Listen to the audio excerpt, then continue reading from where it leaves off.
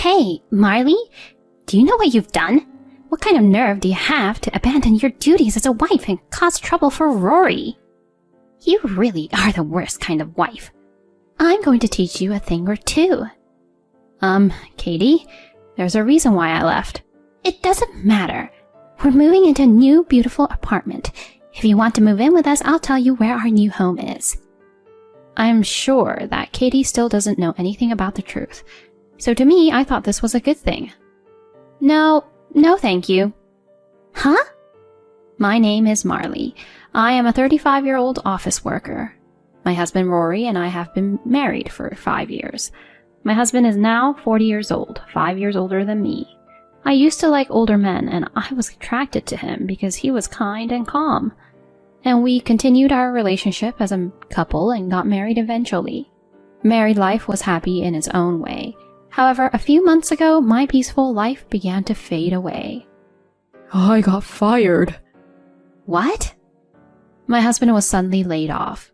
The reason was that the company's business condition had worsened due to the recession.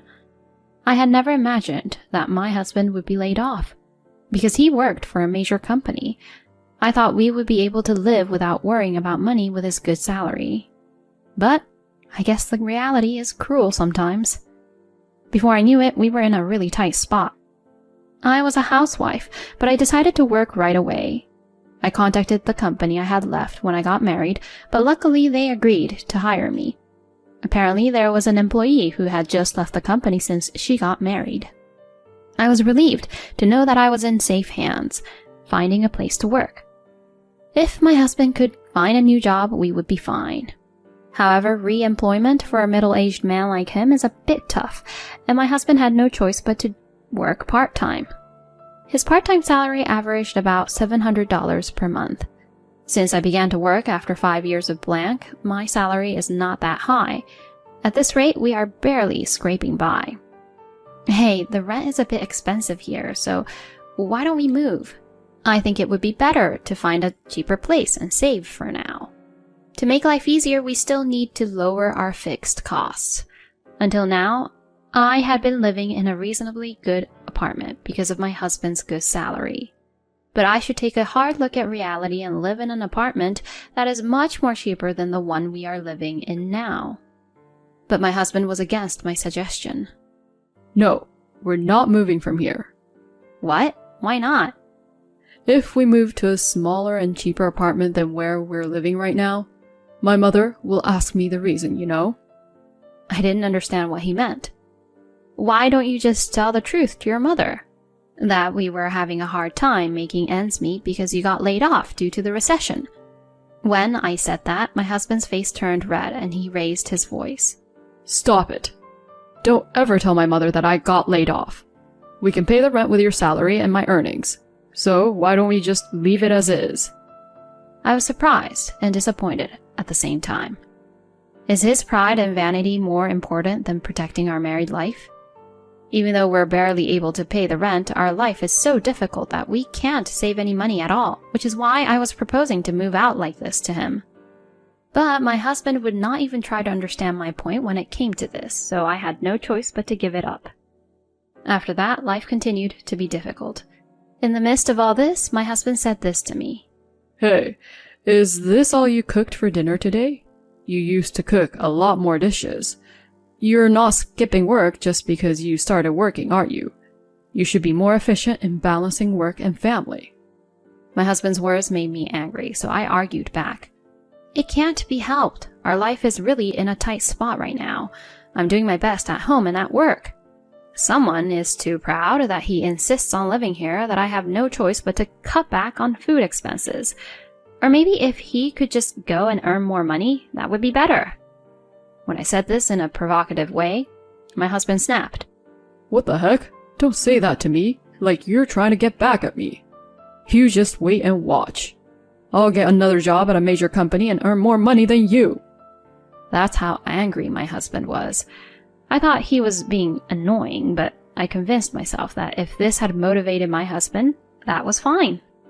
However, my husband, who was originally unable to find a new job and had to work part-time, would never be able to find a new job even if he became motivated now.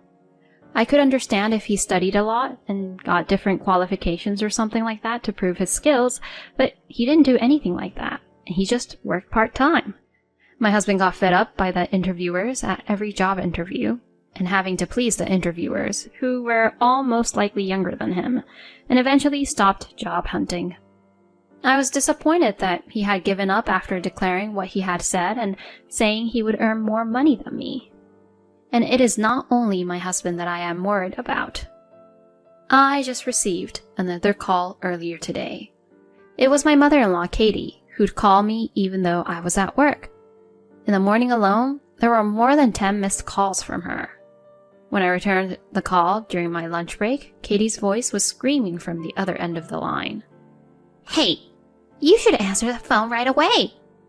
"I told you last time that I was at work, didn't I?" "I don't care about your stupid work. You better prioritize my calls." Since Katie lost her husband a year ago, she has been calling me a lot. Perhaps it was because she felt lonely, but her phone calls felt like they were always trying to monitor me, asking me if I was properly supporting her son. And recently, when she heard that I had started working, she got angry like a demon, and now she's calling me at work like this. "So, I wonder if you're discussing with Rory properly." "I haven't gotten a straight answer from him at all." "I'm sorry, but we can't live together, Katie." "I'm not asking for your opinion. I don't think Rory would be opposed to that idea." "No, my husband also says that we can't right now.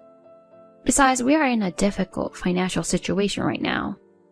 "What do you mean? Rory works for a major company. He's well paid, so he should be able to afford to live." I am always at a loss for words when she'd say things like that to me. I'm not allowed to tell Katie about Rory being laid off, so he can't tell her the truth either. Therefore, Katie assumes that I am selfishly working but lying about how hard it is to make ends meet. Katie's phone calls are insistent, not only when I am at work, but also when I am home in the evening. "Generally speaking, a wife should make it her priority to support her own husband, and taking care of her husband means taking care of his mother too. You haven't come to see me at all recently. You should come visit here." I'm exhausted from my full-time job as an office worker, and my husband works on shift during weekend as well. That's why our days off don't match. I'm sorry, we're both very busy and our schedules don't really work out. "I don't care about your schedule. Besides, Rory is off on weekends, right? He can come either way." Katie must be very frustrated with me, because she kept insisting us to visit her. I thought it was time for me to give up, so I tried to tell her the truth about my husband. "No, my husband is currently working on weekends, and..." "Huh? What do you mean?" "Actually..." As I was about to tell the truth, my husband, who had been lying on the sofa watching TV earlier, ran up to me and took my phone. "Oh, Mom, I'm sorry. I haven't been able to visit you lately. I'm actually working on a big project right now, and I'm also working on my days off. I'll come see you after I get settled with work." With that, my husband hung up the phone and handed it back to me. "What are you doing?" "Why were you trying to tell my mother the truth?" Let's just talk honestly to her about the truth. If we continue on like this, she'll always misunderstand. "I'm sorry, but don't tell my mother about it." "Why don't you just let go of that petty pride already?" "Shut up. I've been providing for you all this time. Yet how dare you talk to me like that?" With these words, my husband retreated to his room. I'm already stressed out because we're barely making ends meet, but when his mother-in-law's criticism and my husband's selfishness were added to the mix, it's just too much for me. My husband says his job is too much work and does not do any housework. He works on weekends and once or twice a week during the weekdays. Since he's capable of working, I would like to see him increase his income by taking on other part-time jobs or a full-time job. Or I want him to learn how to take care of the house and take the initiative to do the chores. I decided to leave home for a while because I was fed up with my husband who complained about various things, even though he wasn't doing it, and leaving all the housework to me. And plus, I was making more money than him. I decided to go back to my parents' house for a week or so to show my husband how hard housework is. I had told my parents in detail about the current situation at home, so they told me that I should just get a divorce as soon as possible. Yet I had been romantically married to my husband, and we had been married for 5 years, so I did not want to go through a divorce so easily. I thought that if I was going to divorce him, I would do everything I could to try to improve the situation, and if that didn't work, I would divorce him. Sure enough, when I returned to my parents' house, I received a phone call from my husband. Hey, when are you coming home? Where's my dinner? I won't be home for a while, so do all the housework in the meantime by yourself. Huh? You've got to be kidding me. Don't be stupid, just come home and do the housework. No, I won't. I'll make you understand how hard house chores are. You have to clean the house, do the laundry, and cook all by yourself. So you'll know how hard it was for me to do all that while I'm working. I said that as I hung up the phone. My husband had called me many times, but I ignored all of them. For the first time in a long time, life at my parents' house was very relaxing. The three of us could share the housework with my father and my mother would say, "Aren't you tired?" And she served us many home-cooked meals. I really appreciated the fact that I didn't have to do anything and the meals got served. So I stayed at my parents' house for about a week. I really wanted to stay a little longer, but my parents' house is quite far from my workplace, and it takes me an hour and a half each way to commute, which is hard, and I thought it was about time my husband understood how hard housework is. Then I came home for the first time in a long time. I was worried that it might be dirty, but the rooms were cleaner than I had expected. But I felt somewhat uneasy. Could it be? I went to check my husband's room and found that the clothes and suitcases in his closet were gone. I thought to myself, he must have gone to his parents' place. I thought so and called my husband. Oh, you're calling me now, huh? Where are you right now? I'm at my parents' house. You went to your parents' house right after I left, is that right? That's right. What are you doing? That doesn't make any sense. You shouldn't have left in the first place, right? I'm already angry. I'm not going back to that house. What do you mean? I'm going to live with my mom. You mean you're going back to your parents' house? Yeah, and I'm not just going back. I'm moving into a new apartment with her. What? I didn't understand what he meant. As I was at a loss for words, the voice on the phone changed. Hey, Marley? Do you realize what you've done? What kind of nerve do you have to abandon your duty as a wife and cause trouble for Rory? You really are the worst kind of wife. I'll make sure to teach a thing or two to you. Katie, there's a reason I left. It doesn't matter. We're moving into a new beautiful apartment. You want to come too, don't you? If you want to move in with us, I'll tell you where our new place is. I am sure Katie still doesn't know anything about the real truth. To me, I thought this was a great opportunity. No thank you. Huh? I immediately refused, and Katie sounded dumb, since she didn't expect that from me. So I said, I'm not going to live with you guys. Are you serious? If Rory is going to live with me, that means you will live alone unless you come over here. You can't live alone, can you? Don't worry, I have enough money to live by myself. If we don't live together, there's no need for us to be a couple. So, I'm divorcing my husband. What? I said the word divorce, and I could hear Katie and my husband's surprised voices over the phone. Wait a minute, Marley. There's no need for that, right? I can't stay married to you anymore. I want to get rid of a useless husband like you as soon as possible. When I said that and made fun of my husband, Katie snapped. How dare you talk to Rory like that? I don't want a wife like you. Rory, hurry up and get a divorce. No. I'll get the divorce papers. You rude woman. Make sure you regret asking for a divorce. It's too late to apologize now. I will return the same exact words to you, Katie. As I said that, the phone went dead. Perhaps Katie and my husband will come here with the divorce papers. I am thankful that things are going my way, though. I have already given up on my husband completely when he went back to Katie's place without trying to reflect about his own actions. There is no way he will ever change. Then there is no need for us to be together. I decided to pack my bags until Katie and Rory arrived. A few hours later, Katie came over alone. Oh, Rory's not here? I don't need him to see you. Here you go. I've already made Rory sign his section. You sign your part as soon as possible, too. With these words, Katie thrusted the divorce papers at me. I think my husband's handwriting is all trembly. He really is a kind-hearted child. Rory was reluctant to divorce even though you're such a lousy wife to him. I will never forgive you for causing trouble to such a wonderful person. I hope you live a poor, sad life and regret it. While I was filling out my part of the form, Katie kept on saying bad things to me.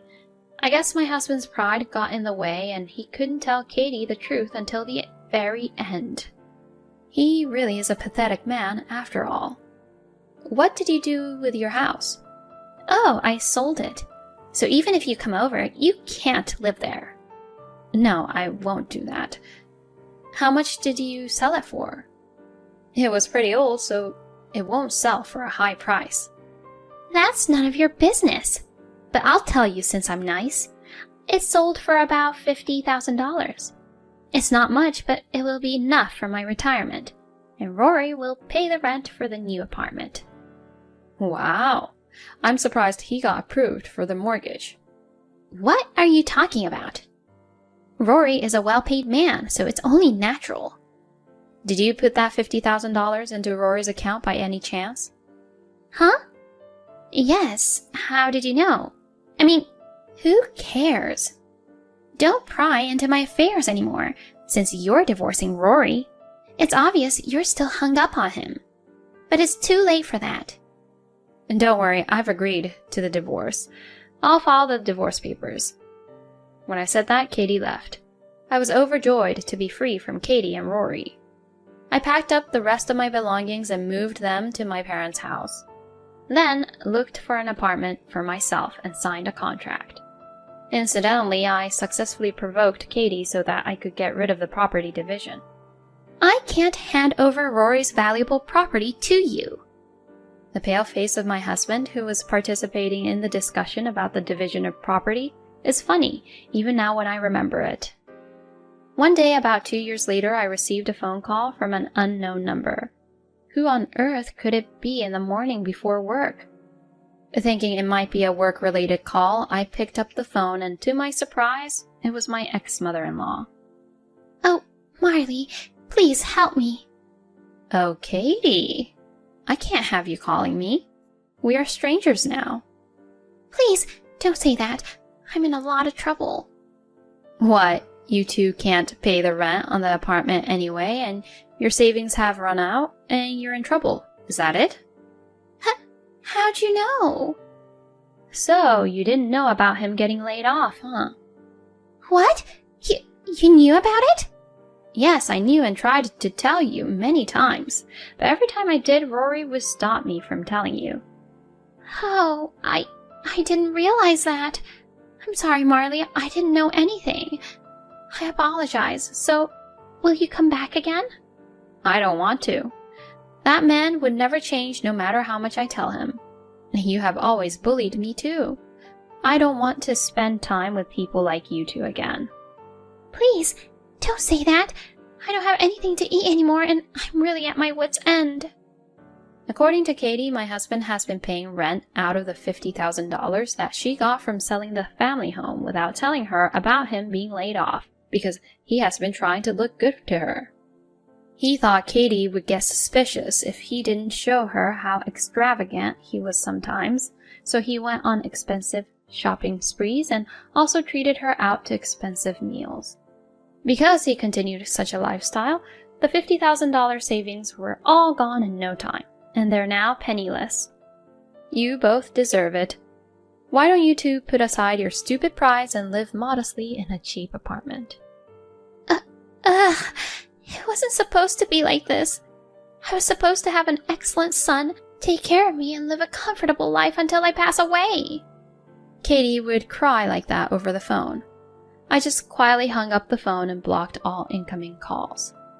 I also put a restraining order against them just in case, so if anything happened, I could report on them immediately. I guess both of them only know how to lean on someone else. I'll learn from them not to be like that and be independent. With this thought in mind, I remotivated myself and continued my work. Thank you for watching until the end. If you enjoyed the video, please subscribe to our channel.